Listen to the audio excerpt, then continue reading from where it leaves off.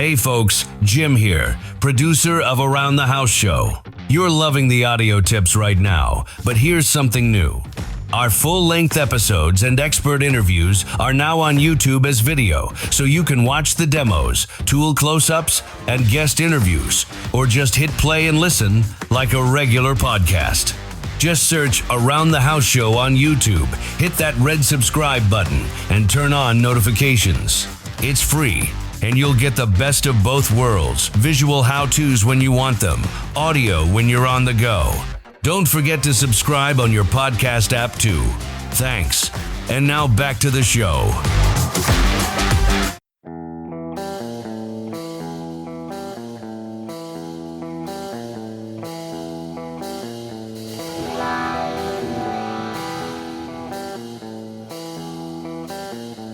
Everybody stop what you're doing, please! When it comes to remodeling and renovating your home, there is no better show on your radio. This is Around the House with Eric G. Where's the hammer?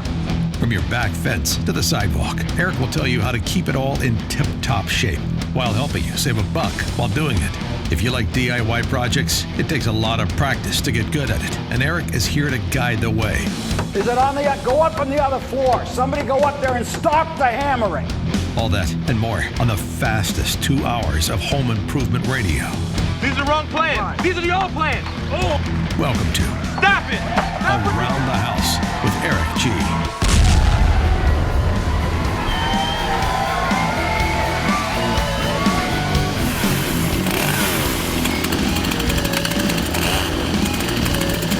Welcome to Around the House with Eric G. This is where we talk home improvement every single weekend. Thanks for joining us on the midweek special. This is where we talk about the stuff that's not going to make it into last week's show, not going to make it into this week's show. And speaking of this week's show, we've got a fun one ahead. So usually we record the show many times on Tuesday evenings. And last night, Dane wasn't feeling very good. He was, he doesn't have the COVID or anything like that, but he just wasn't feeling awesome. And I was like, man, let's, I've got two amazing interviews. Let's put those together because I want to get those out. And I think they're timely. So we've got two big interviews this weekend. And then next week, of course, we will be jumping back into all the questions and comments and that kind of stuff. So we've got two great interviews this weekend that I'll talk about at the end of this podcast right here. But here's the thing. I wanted to talk about this subject today because it's one that I see coming, kind of growing across the country. It's gaining momentum, and I want to make sure that I get the education moment out there for so many people. I'm seeing a lot of bathroom projects during the lockdown that have gone sideways, and even ones where contractors have worked on them. And here's why. I'm seeing mostly tile projects that have gone completely sideways. Showers, where people converted bathtubs into showers, or bathtub surrounds, and then floors, of course. And here's why, what I'm seeing. I'm seeing a trend of contractors, and of course this is probably, if I was to guess, the low bid contractor, comes in, puts down the concrete board in the shower. I talk about this in my little tip today, but this is the extended version here. It ends up, they put down the concrete board, maybe they fasten it right, maybe they don't. They throw tile down, they grout it, call it a day, put the plumbing fixtures and the shower doors up and walk away. The problem is they skip the most important part, which is waterproofing. Now, here's where our local and state building codes have dropped the ball in some areas. For instance, in my area, if I was pulling a permit on that, they would make the contractor get it all in there, get the membrane stuff in, everything's ready to go.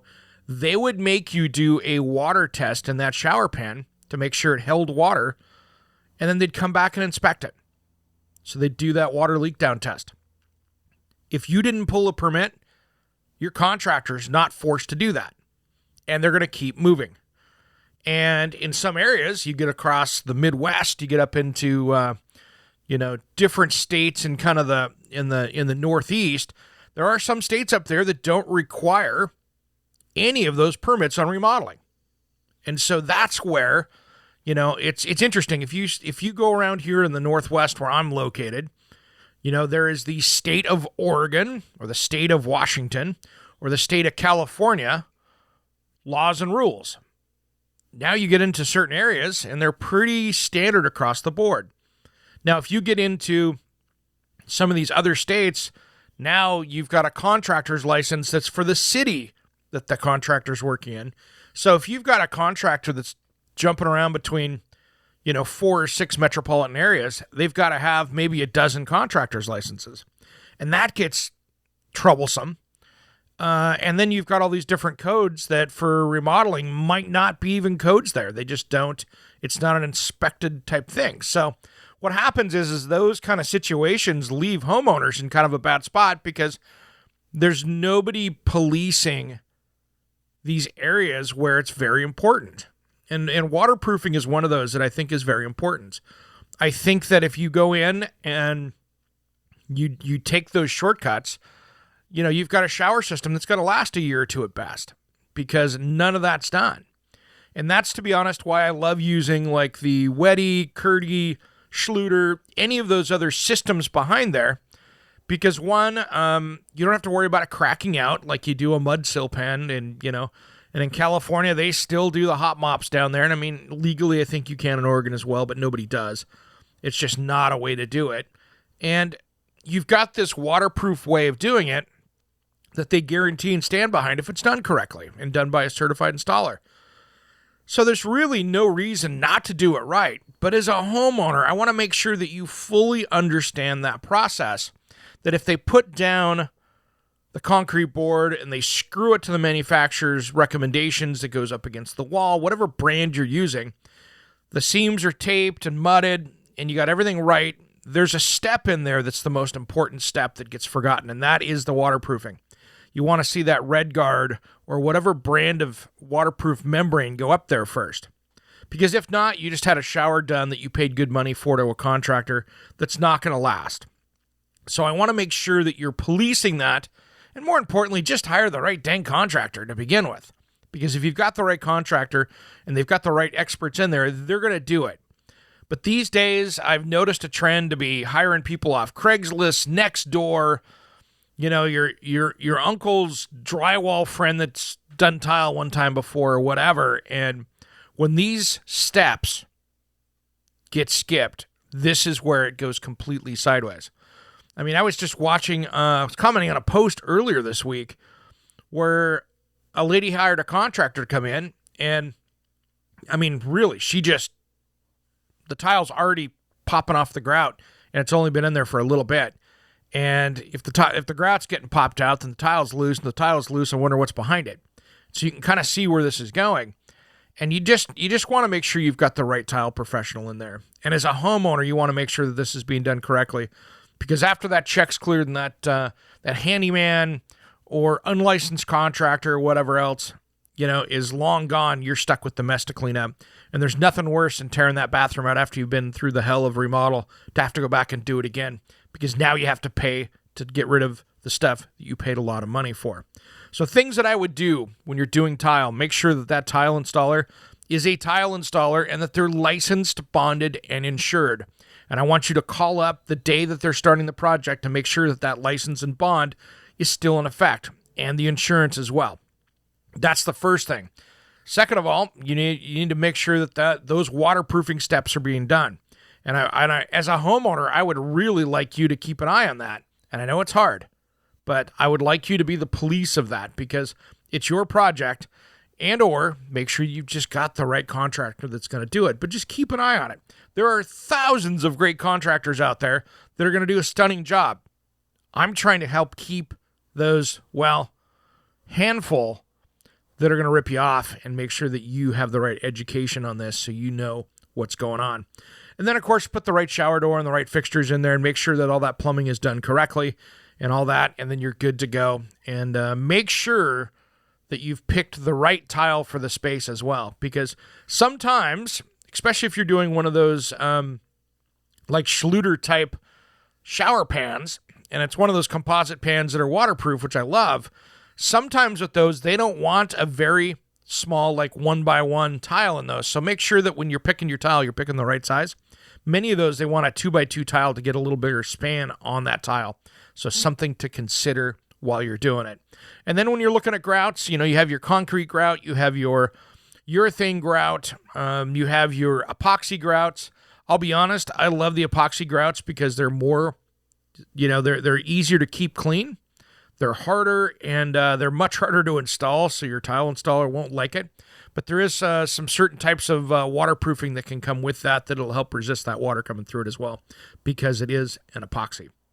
All right, everybody. Well, thanks for listening to my midweek special this week. Thanks for tuning in, and just wanted to help a few people out with that one because I'm seeing a lot of people get nailed on it. It's been a current trend in the last couple of weeks, and I figured I would bring it up. Stay tuned tomorrow for the Around the Toolbox special, and more importantly, this weekend, I've got two great people coming on the show. I've got Mike Ciampo, he's from the fire department of New York City. He is a veteran firefighter. We're going to talk about fire safety, and we're getting into fire safety in building too, and there's some stuff on there that shocked me that I hadn't even thought about, and so it's a fascinating conversation from a guy on the inside of house construction, building construction, what's good, what's bad, what hurts firefighters. And so it's an interesting one that we should all think about. And if you're in the design community, this is one that I want you to listen to because there's a lot coming to it. And then we'll chat with Eddie Ueda from Ueda Landscaping about the design process, how you want to go about thinking about that backyard project like mine that we're talking about. So all that and more coming up this weekend on Around the House with Eric G. I'll see you tomorrow when we do our Around the Toolbox special. Until then, thanks for listening to Around the House.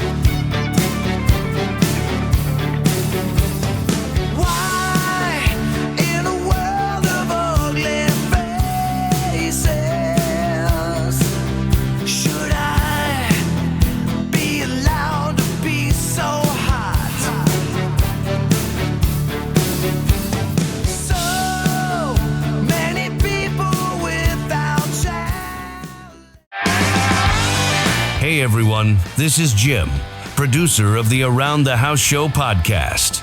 If you're listening right now, you already know we bring you the best tips, tricks, and expert advice to fix, upgrade, and maintain everything in your home without the headaches or the huge bills. But if you're catching us on the radio or borrowing a friend's phone, you're missing out on new episodes dropping straight to your device every week. So do yourself a favor, hit pause for just a second, grab your phone, and subscribe to Around the House Show on your favorite podcast player. Whether it's Apple Podcasts, Spotify, YouTube Music, or wherever you listen. It's completely free, and you'll never miss an episode again. Thanks for supporting the show. Now let's get back to making your house work for you.